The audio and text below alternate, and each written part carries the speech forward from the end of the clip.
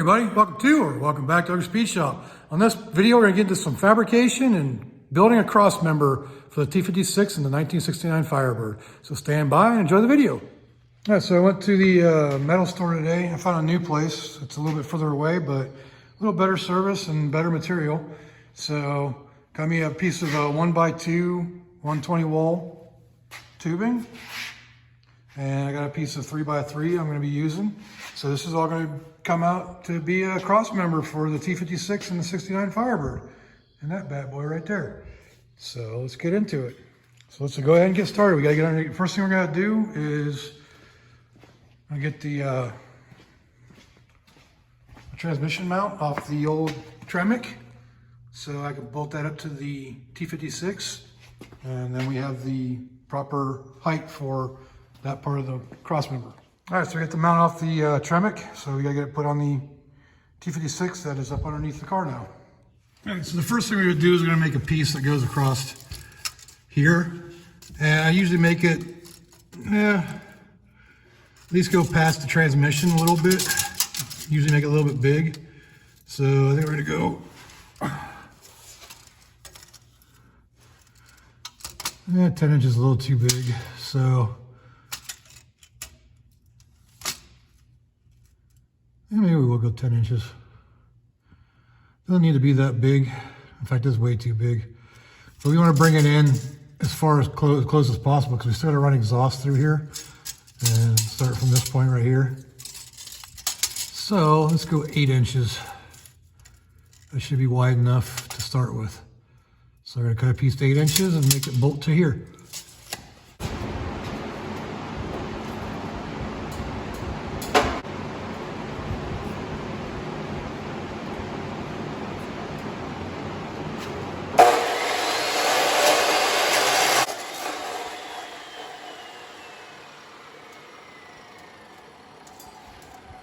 There you have it, our 8-inch piece.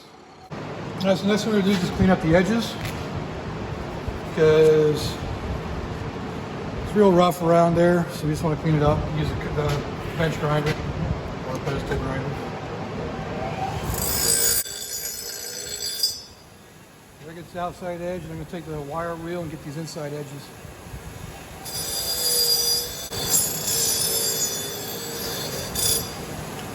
There we go, nice and cleaned up. No rough edges. So the next thing I'm going to do is just going to find the center line of this piece and scribe a line across it just for reference. So then I have to map out the holes for the tranny mount for it. So it's 4 inches, half of 8. And then I use my square.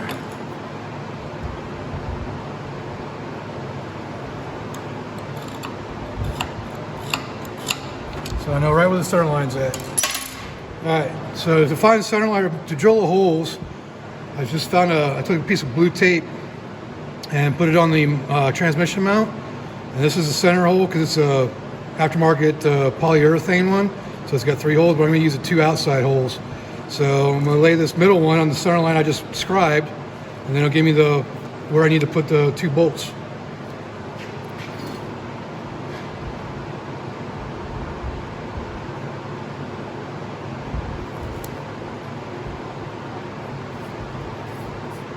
So that's pretty close.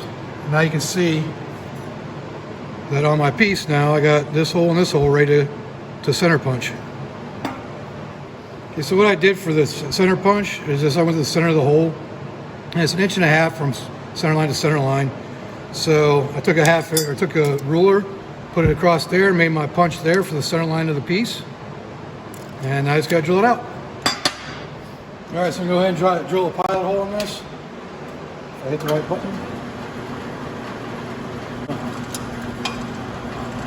All right, so I'm going to change over to a step bit now because that way it's more stable for drilling through the bottom side because we got to drill the whole way through. All right, so you can see I stepped over to a step drill. So I'm going to go all the way to 7/16. I'm going to go through all the way to 1/2 inch because it's a 7/16 bolt that goes through for this. So let's go all the way through, and because of the rigidity of the step bit, it'll be a clean straight through hole on the back side of it.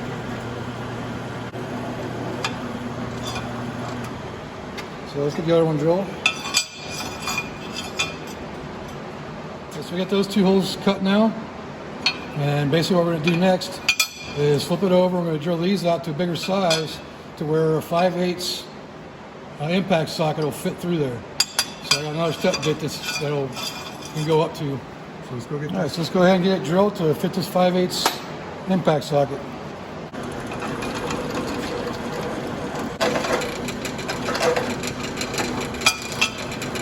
I don't think that's quite big enough yet. We have to go the bigger next size up.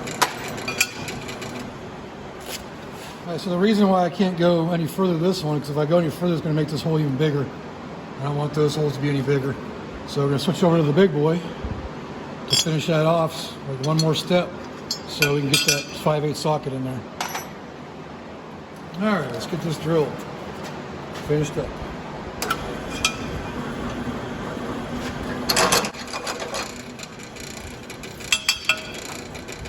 There we go, now it fits. One more, we're done with this piece. There we go. Now they're equal. There you go. First part of the cross member's made. All right, so do a little extra cleanup on the holes on this just to get the burrs out of it. And I want a little bit bigger so these washers for the bolts would fit. So now they fit in there. So let's go ahead and bolt it up to the transmission. All right, so let's go ahead and get this thing bolted up in here. Did I even bring it with me? Oh, I thought I had. So yeah, it usually helps to have the part that you're trying to install with you. So I'm going to put the bolt up through there just to hold it in place. And then with the snap-on sockets, it actually won't let it go any further than that. It's got a little ledge on it, so let's just get it started up in there. So that's one.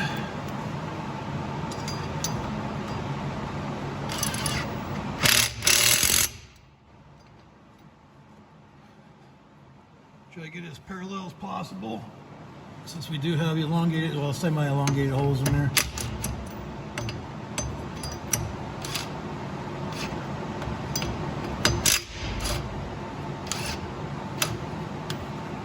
Just gonna find the position it looks best, and then tighten her down.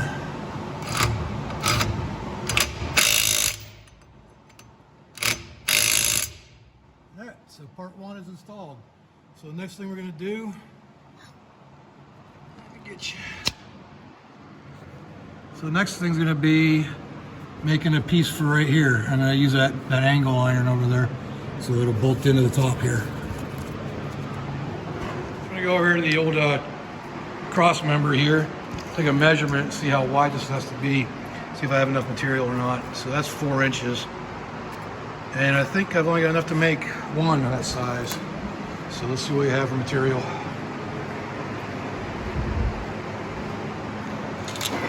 Yeah, so this piece right here is only just over 6 inches. So that won't be enough. So I might have to find something else, but I'll figure it out. All right, so then what I'm going to do to get the 4 inches I need, I'm going to use this and split it in half. And I should take care of it. So this is a 1x2. So I'm using for pretty much the whole thing now. All right, so I went ahead and cut, set a piece of 1x6 in half. See, here's the other piece. I'm going to be using the piece that doesn't have the seam on it because this is cold roll, so it has a seam. So we grind these down so they're flat and make them nice, and then bolt, drill some holes in it to bolt it to the subframe. All right, so it's a whole new day, and it's time to mount these in the car. And these are the mounts that go onto the actual subframe. And it's a little nicer day today, temperature-wise. We got rain. It's like 64 degrees at 10 o'clock compared to 90 yesterday. So we're good to go. I'm going to get some work done on this today. So let's get into it. So as usual, the shop deck is out here hanging out. So get ready to attack. So basically, let's get these things brackets up in here so we can start connecting the parts, connecting the puzzle pieces. So the first one's going to be, we'll do the passenger to the driver's side here. So it's going to go right up in here.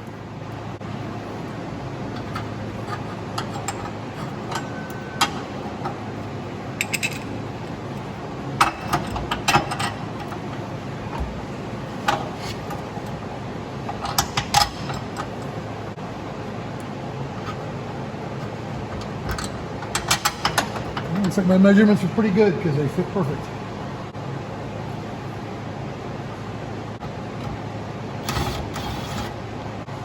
So I don't know if you can see or not, but what I was talking about yesterday was how snap-on sockets don't let the nut go any further than that.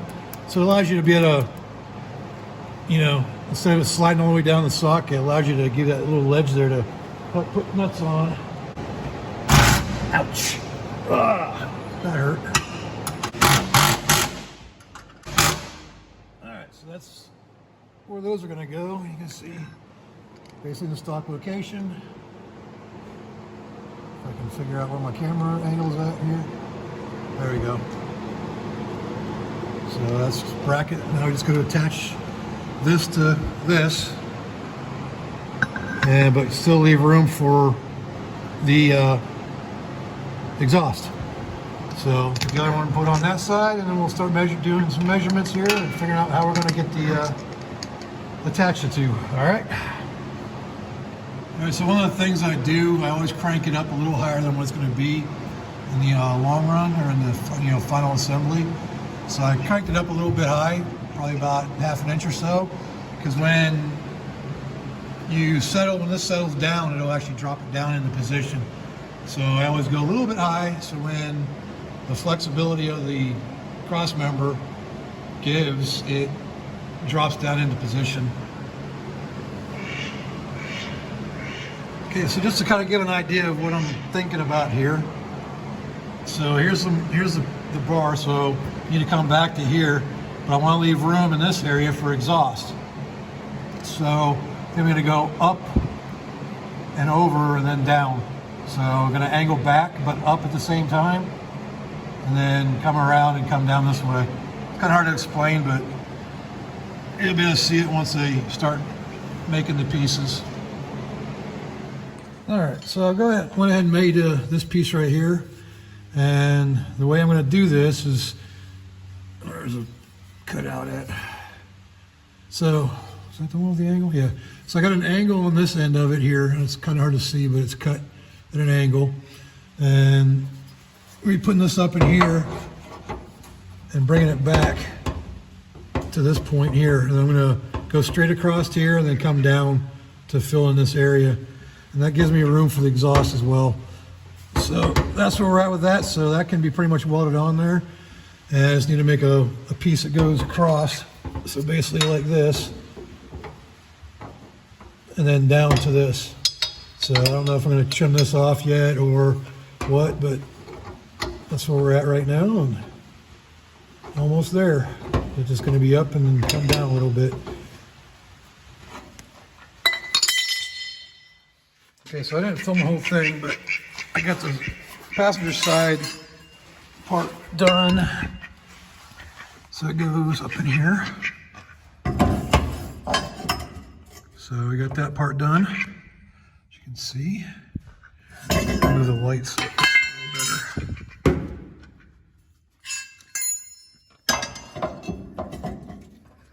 So there's part one,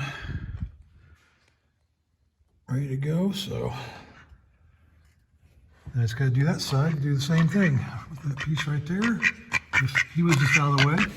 Let's protect the phone now. So then I just gonna attach that piece right there to that piece right there. All right, so we got both sides completed now. That one's real still hot. I just finished welding it, but you see how it comes up? It'll be up like that. A little bit different on the car. See how it's up in there. Got the angle going, so I just got to connect this to the center piece that's attached to the transmission, and we'll have a cross member.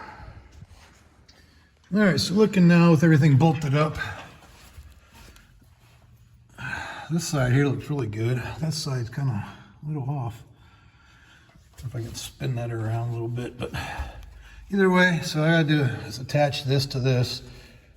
So I think what I'm going to do is probably cut a little bit of this off and angle it down to here, so it gives me more room, you know, as far as exhaust goes. So on this side here, Did I put that in the wrong holes or something? I don't know.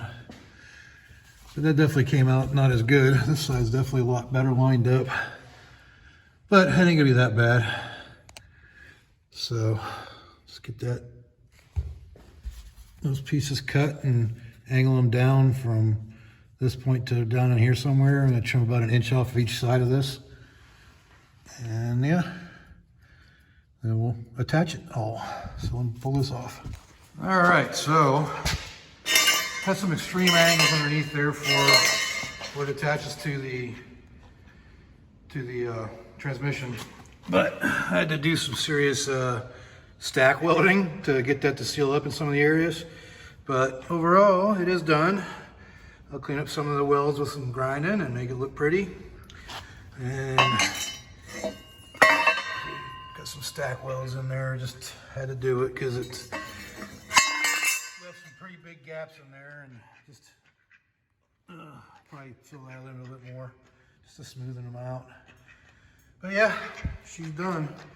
So we'll get her up in there probably tomorrow because it's getting late and I'm tired.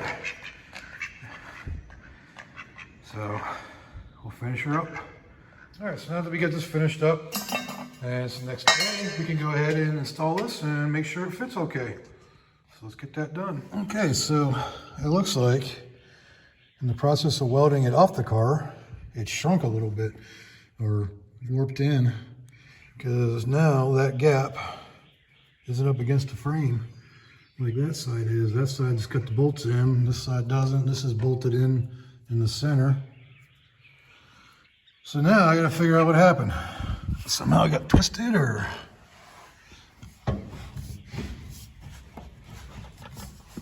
that's a half an inch. It was perfect before. I don't know. I got to figure it out. All right, so I just took a little bit of pressure on put it on the hydraulic press just to kind of push these down a little bit more, and it straightened it out, and, leveled it out to where it needs to be. So the only thing I got to do is I got to slot these holes here for the center. But as you can see, the weight is on the crossmember right now, and I can put my weight on it and lift up, and it doesn't move hardly at all. So that's a stiff, sturdy transmission crossmember that ain't gonna go nowhere, and it's gonna hold the transmission just fine. So that's pretty much gonna be it for this. And like I said, it's gonna slot these so I can actually bolt it to the transmission. Then I'll clean it up, paint it, and put it back on. But the transmission's not even ready to go in yet. This is still mock-up for the T56. But at least we got the crossmember made now. All right, that's going to conclude this video on making a crossmember for the T56 swap in my 69 Firebird. So if you liked the video, go leave a like down there, leave a comment if you got something to say about it, and let me know what you thought about it. And also subscribe. Since you watched it this far, you might as well subscribe to the rest of the channel. So check out my other videos. So until next time, I'll see y'all later.